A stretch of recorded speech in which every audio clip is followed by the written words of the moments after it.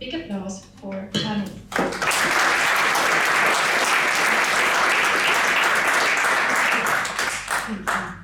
So it's been 29 years since the word Hutu or Tutsi on your passport decided over your life and death. It's been 29 years since massacres of civilians were televised all over the world. And it's been 29 years since the international community turned a blind eye to genocide in Rwanda. Why do you think no one intervened into the genocide? A genocide where in 100 days, more than 800,000 people were killed, which is a faster murder rate actually than the Holocaust. So why do you think no one intervened, despite of promising that this would never, ever happen again? Because Rwanda was so far away? Or because Rwanda was just a small East African country that no one cared about?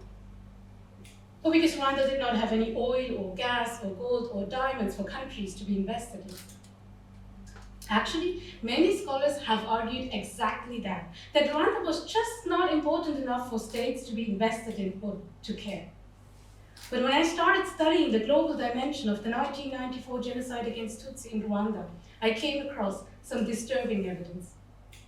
So the weapons for the genocide partly came from France, and the money for ammunition sort of from the World Bank, and some of the infrastructure was actually built by Switzerland, and the crime scene was first occupied and then abandoned by UN soldiers. So I asked myself, how was this possible? That despite of all these connections and cooperations and development projects, a genocide on this scale could take place in 1994 in front of the eyes of the international community. And then soon I started to realize that maybe I was actually asking the wrong question. I shouldn't have asked why, despite of all these connections, a genocide on this scale was possible, because maybe it was because of all the cooperations and the development aid that the genocide on this scale was possible.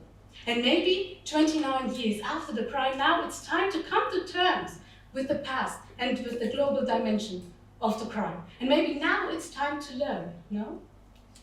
But maybe studying history is really one of the most frustrating things to do, because sometimes we realize we don't learn. And spoiler alert, I'm a historian and I'm frustrated all the time. Thank you.